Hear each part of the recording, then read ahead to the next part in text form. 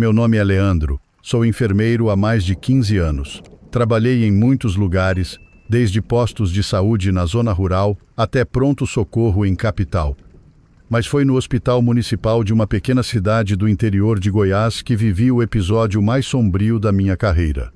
Isso aconteceu numa segunda-feira chuvosa, no mês de abril do ano de 2019, e até hoje me arrepio só de lembrar.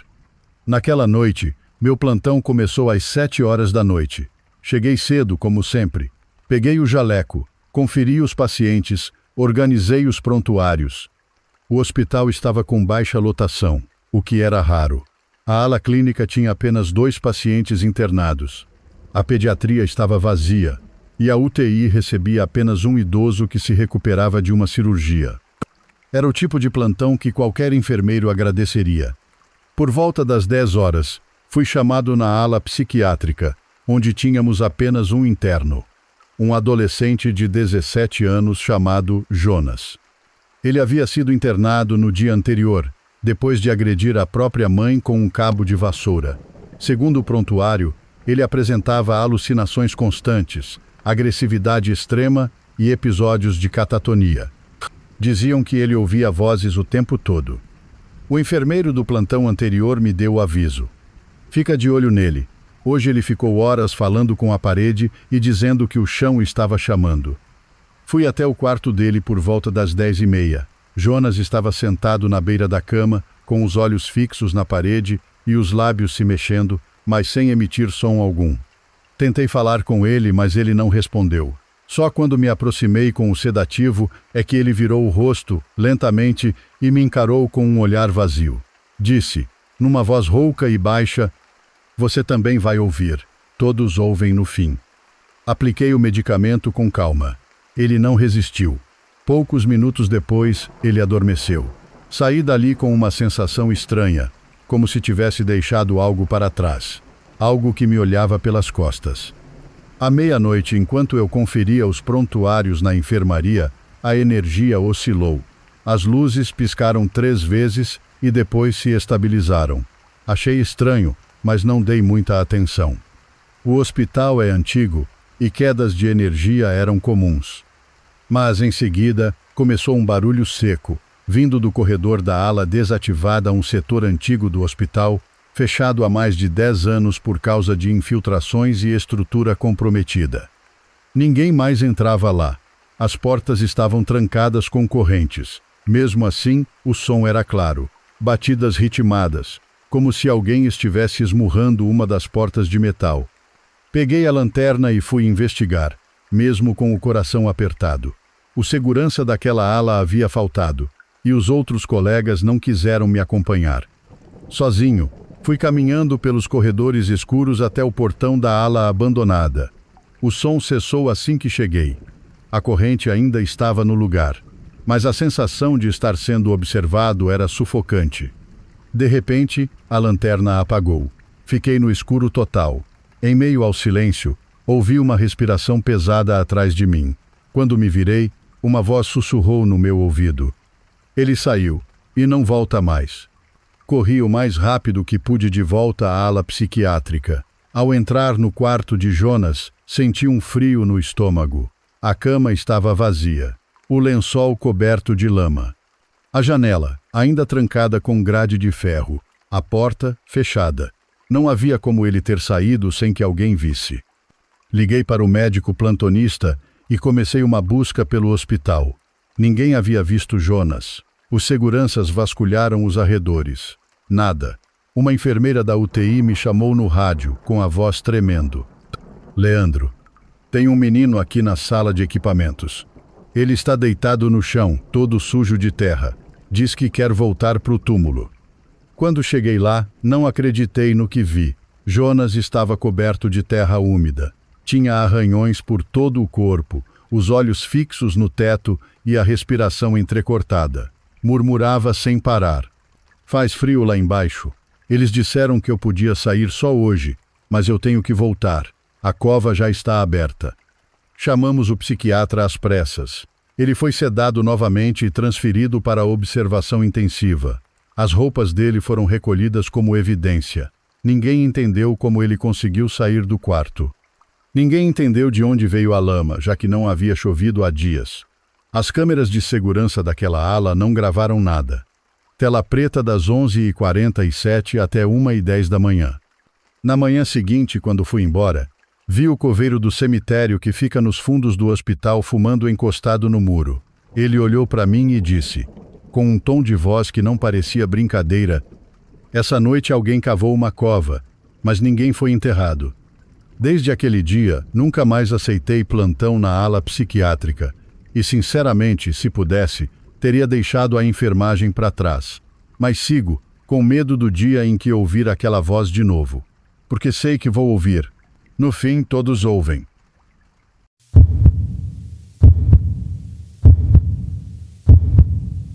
Meu nome é Rafael. Sou enfermeiro há pouco mais de 10 anos. Já trabalhei em hospitais grandes e pequenos, em UTI, pronto-socorro, enfermaria. Já vi paciente voltar de parada, gente morrer sorrindo e até criança conversar com o vazio. Mas nada, absolutamente nada, me deixou tão marcado quanto o que vivi naquele plantão no Hospital de São Vicente, uma cidadezinha encravada no interior de Minas Gerais, cercada por morros, pasto e silêncio. Era um hospital pequeno, com menos de 50 leitos, e a maioria da equipe era da própria cidade. Eu tinha me mudado há pouco tempo e pegado aquele emprego por indicação de uma colega. Na noite do ocorrido, era um sábado frio, início de agosto, e o plantão começou tranquilo às 7h da noite.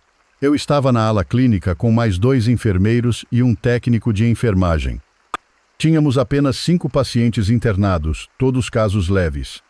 Mas às 9h45 da noite, chegou uma ambulância vinda da zona rural com uma mulher em surto. Segundo os familiares, ela tinha começado a agir de forma estranha 3 dias antes. Falava com vozes que ninguém ouvia. Acordava com as unhas cheias de terra e dizia que não era mais ela. No trajeto até o hospital, ela tentou morder o motorista e se debatia com tanta força que foi preciso amarrar os pulsos com panos. Foi encaminhada diretamente para um quarto isolado da ala psiquiátrica. Chamava-se Jandira. Tinha 56 anos. Corpo magro, olhos fundos e uma expressão que, sinceramente, me incomodava. Era como se ela enxergasse alguma coisa que o resto do mundo não via. Ela falava frases desconexas o tempo todo. As vozes me trouxeram. A terra geme. Tem um buraco dentro de mim. À meia-noite, fui sozinho aplicar um calmante nela. Ao entrar no quarto, encontrei Jandira em pé, de costas para mim, encarando a parede. O quarto estava frio, apesar do aquecedor ligado. Quando anunciei minha presença, ela não se virou. Fui me aproximando com cuidado. Quando cheguei perto, ela sussurrou. Você também ouviu, não é? A batida? 3 vezes. Sempre 3 vezes. Ela então virou de repente e segurou meu pulso com uma força anormal. Seus olhos estavam vidrados, sem piscar. Disse bem perto do meu rosto. Ele está vindo. Primeiro ele chama, depois ele cava. Por fim, ele entra. Consegui aplicar a medicação, mas saí de lá tremendo. Aquilo mexeu comigo. Na enfermaria, contei para os colegas, que riram, dizendo que a mulher estava fora de si. Mas naquela mesma hora, a luz da ala psiquiátrica começou a piscar. E o alarme da porta de emergência, que não era usada há anos, disparou por 3 segundos e se apagou sozinho. Fomos verificar. Tudo trancado. Nenhum sinal de invasão. Mas o corredor da ala estava com cheiro de terra molhada. Forte, quase como cova recém-aberta. Às 2h da madrugada, o monitor cardíaco de Jandira apitou. Corri até o quarto. Ela estava desacordada, corpo frio, batimentos fracos. Iniciamos manobras de reanimação. Ela voltou após 3 minutos, mas com um grito tão agudo que ecoou pelo hospital inteiro. Depois disso, ficou em silêncio, olhando para o teto, murmurando sem parar. Ele entrou. Ele entrou. Ela teve que ser sedada novamente. Mas a parte mais estranha ainda estava por vir. Às 3h03 da manhã, o hospital inteiro ficou sem energia por exatos 57 segundos. As luzes apagaram. Os geradores falharam, coisa que nunca tinha acontecido antes. Tudo ficou no mais absoluto breu. E nesse tempo escutamos as batidas. 3 batidas, rápidas, secas, vindo do subsolo onde ficava o almoxarifado antigo e o antigo necrotério, desativado há mais de 15 anos. Quando a energia voltou, o quarto de Jandira estava vazio. A porta trancada, sem sinais de arrombamento. As câmeras de segurança não mostraram absolutamente nada entre as 3h03 e as 3h04 da manhã. Apenas uma tela preta, como se o tempo tivesse desaparecido por 60 segundos. Procuramos por toda parte. Vasculhamos o hospital inteiro, inclusive os fundos, onde havia uma passagem trancada que levava ao antigo cemitério da cidade. Encontramos pegadas na terra úmida, descalças, pequenas, femininas, mas nunca encontramos Jandira. No dia seguinte, um senhor de mais de 80 anos, antigo funcionário do hospital, apareceu para visitar um amigo internado. Quando soube do ocorrido, ficou pálido. Chamou-me no canto e disse, com os olhos marejados: "Teve outra mulher com esse nome. Jandira. Há mais de 40 anos. Ela se matou aqui dentro, no antigo necrotério. Disseram que ela cavava buracos na parede, tentando encontrar o buraco certo para sair. No fim, enfiou um bisturi no peito, dizendo que só assim ele ia parar de chamar. Pedi demissão naquela mesma semana. Nunca mais voltei para São Vicente. Mas às vezes, de madrugada, acordo ouvindo um som que parece batidas secas. Sempre 3. Nunca mais. Nunca menos. E me pergunto, será que ela achou a saída? Ou foi só o começo?"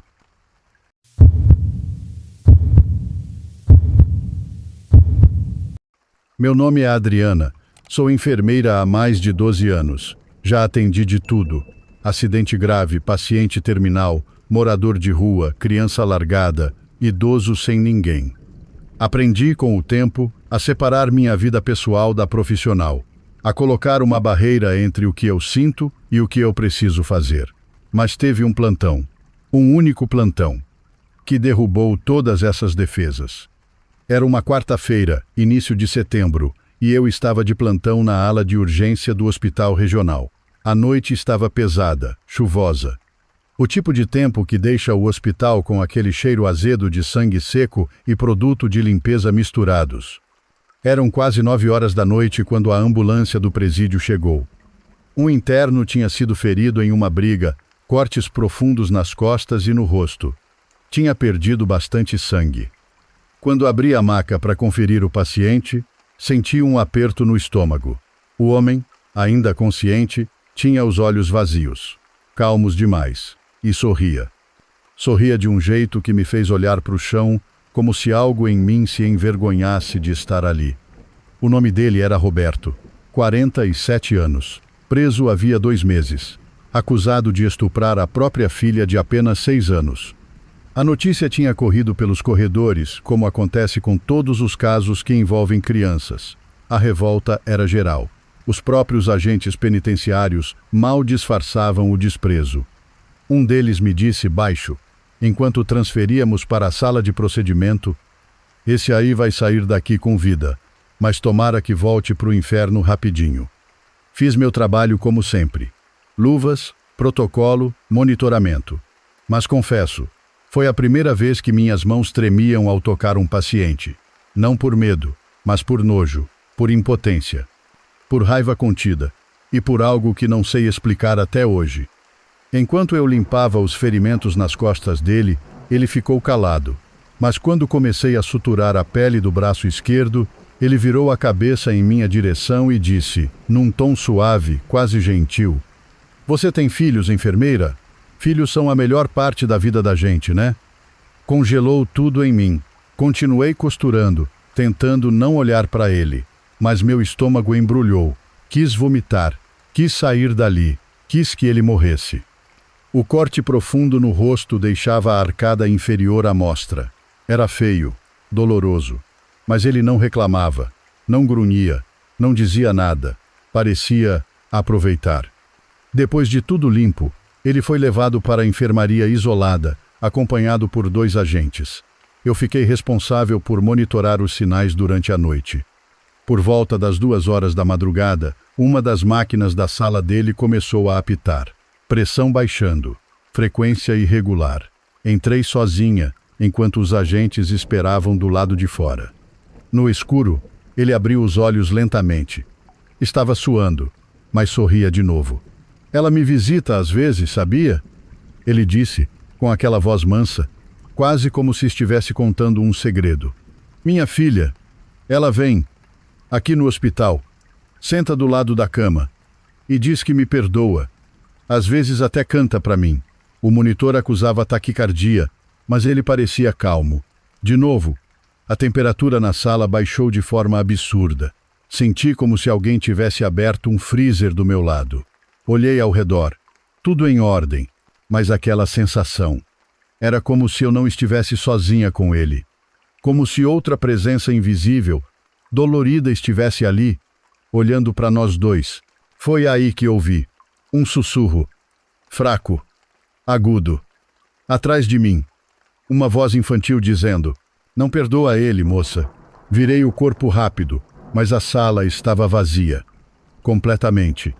Meus olhos encheram de lágrimas. O monitor voltou ao normal minutos depois. Quando saí, tive que me trancar no banheiro do hospital por uns 20 minutos. Vomitei. Sentei no chão. Treme de raiva, medo e algo que eu não sei dar nome. Às 4 horas da manhã, ele teve uma crise convulsiva. Foi estabilizado e sedado. Mas antes de apagar, ainda conseguiu soltar uma última frase. Ela disse que vai me buscar quando eu fechar os olhos. Roberto sobreviveu. Voltou para o presídio no dia seguinte. 2 meses depois, recebemos a notícia de que foi encontrado morto na cela. Oficialmente, infarto fulminante. Mas a parte que ninguém explica e que me fez perder o sono por muitas noites é que ele foi achado com o rosto virado para a parede e os olhos arregalados, como se tivesse visto algo horrível. E havia algo escrito com sangue na parede da cela. Algo que os agentes juram que não estava ali antes. Apenas 4 palavras. Ela não te perdoa. A enfermagem é isso. Às vezes é salvar vidas. Outras vezes é segurar a mão de quem ninguém mais quer tocar. E, em certas noites, é caminhar por dentro do inferno sem poder desviar o olhar. Mas essa noite, essa eu carrego até hoje.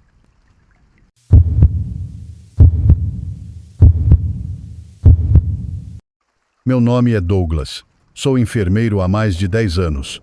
Já atuei em pronto-socorro, UTI, ambulatório. Mas nenhum lugar me marcou tanto quanto o Hospital Psiquiátrico São Damião, onde trabalhei por pouco mais de 2 meses. Digo pouco, porque depois do que vivi ali, nunca mais consegui voltar. O hospital fica no interior do Paraná, numa cidadezinha esquecida pelo tempo, com menos de 7.000 habitantes. O prédio era enorme e antigo, com corredores estreitos, janelas altas e um cheiro constante de éter misturado com mofo. Aquilo mais parecia um cenário de filme de terror do que uma unidade de saúde. Meu primeiro plantão foi numa sexta-feira, às 7 da noite. Quem me recebeu foi a enfermeira-chefe, Dona Cida, uma mulher de rosto fechado que me deu um aviso antes mesmo de me apresentar aos pacientes. Aqui a gente não discute com o doente, não responde chamada depois das 3 da manhã e nunca entra na ala 4 sozinho. Pensei que era brincadeira de veterano para assustar novato. Ri de canto, mas logo percebi que ela falava sério. Os olhos dela não piscavam quando falava da ala 4. A estrutura do São Damião era dividida em 5 alas. As 3 primeiras abrigavam pacientes com transtornos leves, como depressão e ansiedade. A 5ª era usada para a contenção de surtos graves. Já a ala 4, oficialmente, estava desativada. Mas mesmo assim, tinha um vigia exclusivo, o Sr. Nicanor, um senhor calado, que passava a noite sentado numa cadeira de madeira, olhando fixo para a porta da ala, como um cão de guarda.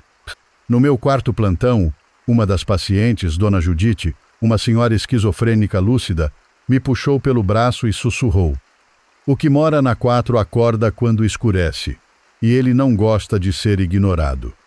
Fingi que não ouvi, mas confesso que aquilo ficou na minha cabeça. Na madrugada de uma quinta-feira chuvosa, Por volta das 2h50, os alarmes de movimento começaram a apitar. A câmera do corredor da ala 4 mostrava a porta se abrindo, sozinha. Pensei em defeito elétrico. Fui até lá com outro enfermeiro, Paulo. Quando chegamos, Nicanor já estava lá, trêmulo, segurando o terço com as 2 mãos. Eu avisei que era para manter trancada. Olhei para dentro. As luzes tremeluziam. Tudo estava escuro, mas senti um vento gelado vindo de lá de dentro, mesmo sem janelas. Paulo insistiu para entrarmos e conferirmos. Eu hesitei. Algo ali dentro dava a sensação de que o ar era mais pesado, como se algo invisível empurrasse contra o nosso peito. Demos apenas 2 passos e as luzes apagaram completamente. Foi quando escutamos. Primeiro, um riso, fraco, rouco, vindo de algum canto. Depois, passos, lentos, arrastados. Paulo chamou meu nome, mas eu não respondi. A verdade é que eu não conseguia falar, nem respirar. No instante seguinte, algo passou correndo ao nosso lado, rápido, gelado como uma sombra viva. Quando as luzes voltaram, Paulo estava pálido, suado e com 3 arranhões no pescoço. Não profundos, mas nítidos. Voltamos à sala de monitoramento. As câmeras da ala 4 simplesmente apagaram entre 2h53 e 2h58. 5 minutos de escuridão total. Nicanor apenas rezava. E eu comecei a acreditar. Na semana seguinte, recebi um paciente chamado Rafael, 31 anos. Diagnóstico: surto psicótico. Mas ele não era como os outros. Ele dizia que escutava vozes, mas não de dentro da cabeça. Ele dizia que as vozes vinham da parede e que uma delas se chamava Zair. Ele quer sair, enfermeiro. Ele quer se mostrar. Ele está preso aqui faz muito tempo, mas quando alguém entra na 4, ele acorda um pouco mais. Tentei ignorar, mas então Rafael desenhou. Puxou um papel e rabiscou o mesmo símbolo que Nicanor tinha entalhado no cabo do seu terço. Uma espécie de olho virado para baixo com 4 pontas em volta, como garras. Na madrugada seguinte, Rafael teve um surto. Arrancou os lençóis, se jogou no chão e começou a bater a cabeça gritando: "Ele está vindo, ele já está aqui." Corremos, aplicamos sedação, o contivemos. Quando Rafael finalmente dormiu, deixou algo escrito com o próprio sangue no chão do quarto: "A ala 4 vai abrir." Depois disso, pedi desligamento. A direção tentou me convencer a ficar, oferecendo até troca de setor. Mas não, eu já tinha visto demais, senti demais. 3 semanas depois, soube por uma ex-colega que Rafael desapareceu do hospital durante a madrugada. As câmeras falharam de novo e, desde então, ninguém mais teve coragem de pisar na ala 4. E você, que está ouvindo esse relato, se algum dia for visitar o interior do Paraná e der de cara com o Hospital São Damião, faça um favor para si mesmo. Não pergunte da ala 4, porque tem perguntas que só despertam o que deve continuar dormindo.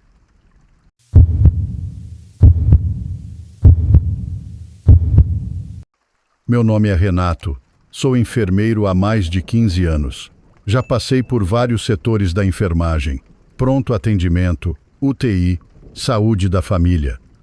Mas o que me aconteceu em 2017, durante um plantão improvisado em um hospital psiquiátrico desativado, foi o episódio mais aterrorizante de toda a minha vida.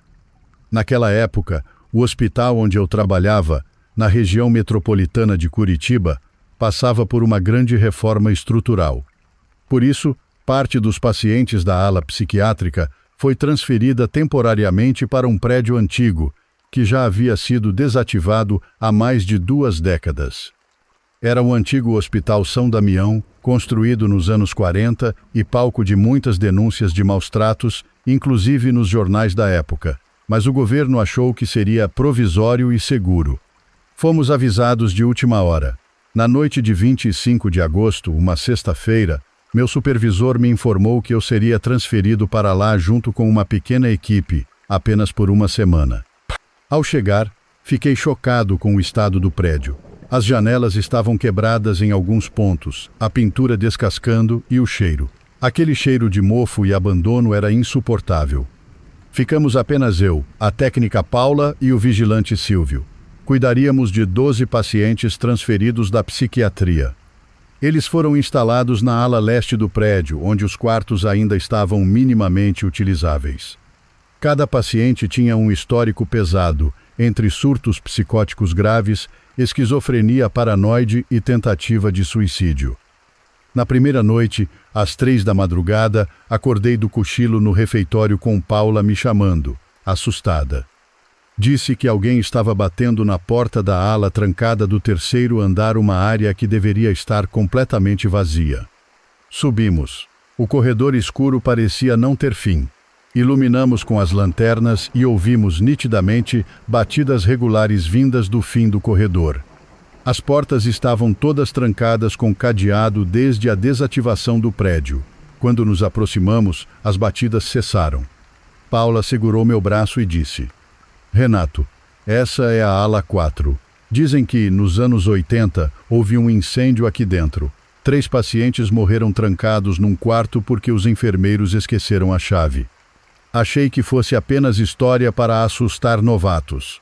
Mas no plantão seguinte, a coisa piorou. Um dos pacientes, Lucas, começou a gritar no meio da noite, dizendo que tinha uma mulher no quarto dele. Fomos até lá e ele estava em pânico, tentando se esconder debaixo da cama. Disse que a mulher tinha o rosto queimado e sussurrava que ele não devia estar ali. No terceiro plantão, Paula se recusou a subir ao segundo andar sozinha. Disse que tinha ouvido alguém chorando na enfermaria antiga. Como eu não queria deixar, lá mais nervosa, fui sozinho. Quando entrei na sala abandonada, senti um frio cortante, mesmo sendo pleno verão. As prateleiras de medicamentos estavam cobertas de poeira e havia cadeiras viradas. E então ouvi um choro fraco feminino vindo do fundo da sala. Vasculhei cada canto com a lanterna, mas não havia ninguém. De volta ao posto, encontrei Silvio branco como papel. Disse que nas câmeras viu uma figura passar rapidamente pela escada que levava ao terceiro andar. Não havia ninguém autorizado a estar lá. No penúltimo plantão, Lucas foi encontrado enforcado com o lençol. A cena foi horrível. Mas o mais estranho é que, segundo os registros, ele não estava sozinho no quarto, dividia com outro paciente, que jurou que a mulher de rosto queimado entrou e mandou ele virar para a parede. Quando olhou de novo, Lucas já estava morto. A tragédia foi abafada como suicídio durante surto.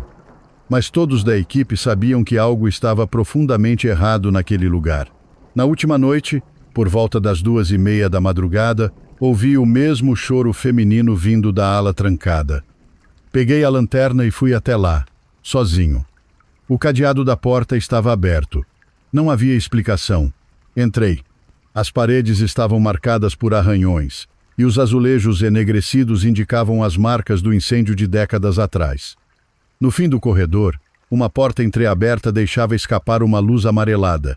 Entrei devagar. Lá dentro, vi uma maca queimada, pedaços de roupa grudados no metal retorcido e, por um segundo, juro ter visto uma mulher sentada no canto, com o rosto derretido pelo fogo, os olhos vazios me encarando. Apaguei. Acordei no chão, no corredor, com Silvio me chamando. Me levaram ao pronto-socorro. Pressão alta, desmaio por estresse, disseram. Mas dentro de mim eu sabia. Aquela ala não está vazia. Nunca esteve. Depois disso, pedi remoção imediata. Nunca mais voltei. O prédio foi finalmente demolido no ano seguinte. Mas até hoje, quando vejo uma maca antiga ou ouço alguém chorando em silêncio, lembro daquela mulher. E me pergunto quantas vozes ainda ecoam nas paredes de hospitais que preferimos esquecer.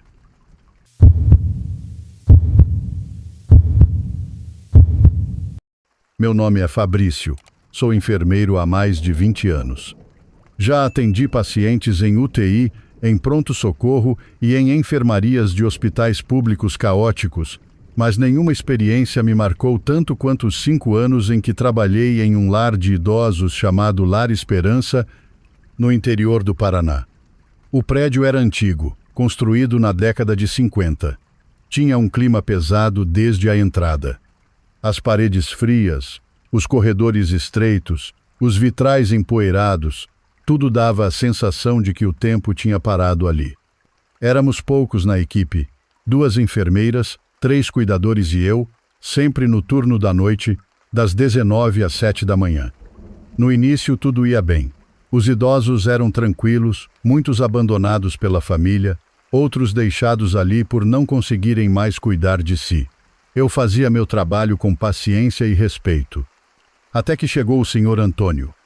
Ele tinha 84 anos, diagnosticado com demência avançada e histórico de episódios violentos. Foi transferido de um hospital psiquiátrico que estava sendo fechado. Ninguém nos contou mais detalhes. Só disseram que ele precisava de cuidados constantes e que não se podia deixá-lo sozinho por muito tempo. O Sr. Antônio foi instalado no quarto do fundo, o quarto 12.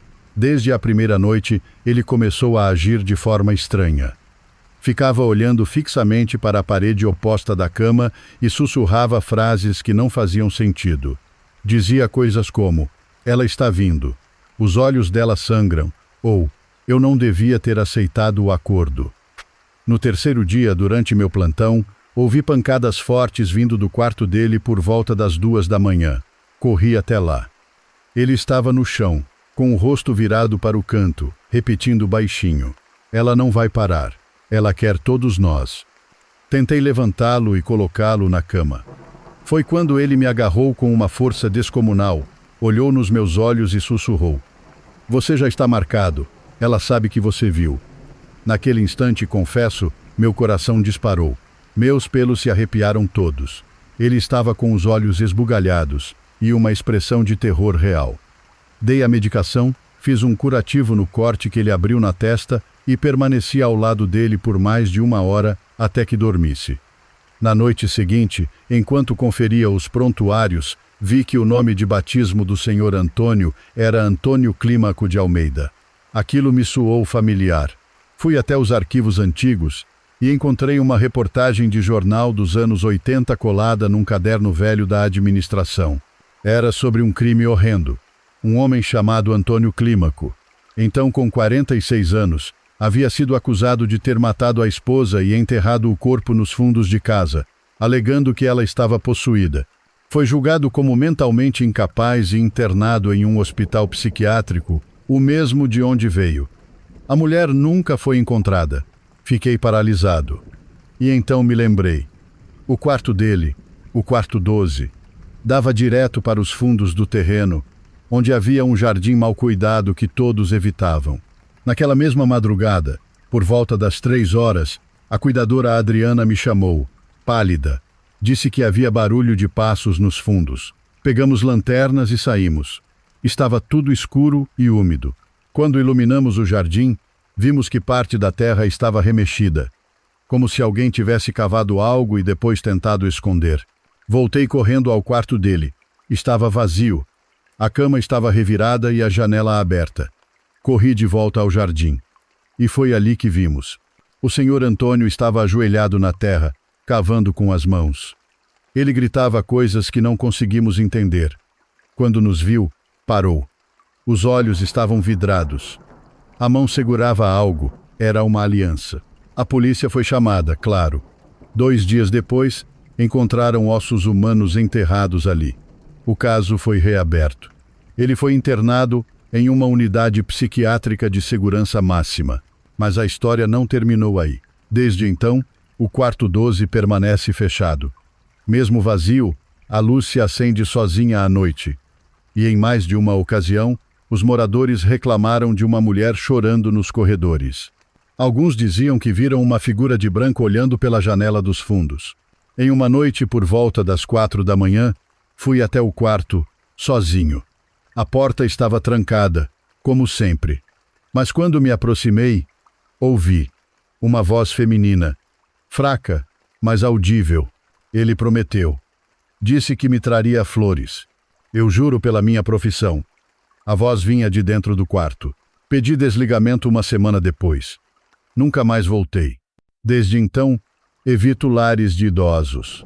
Porque depois de tudo o que vi, descobri que há memórias que ficam presas a paredes. E há promessas que nem a morte é capaz de silenciar.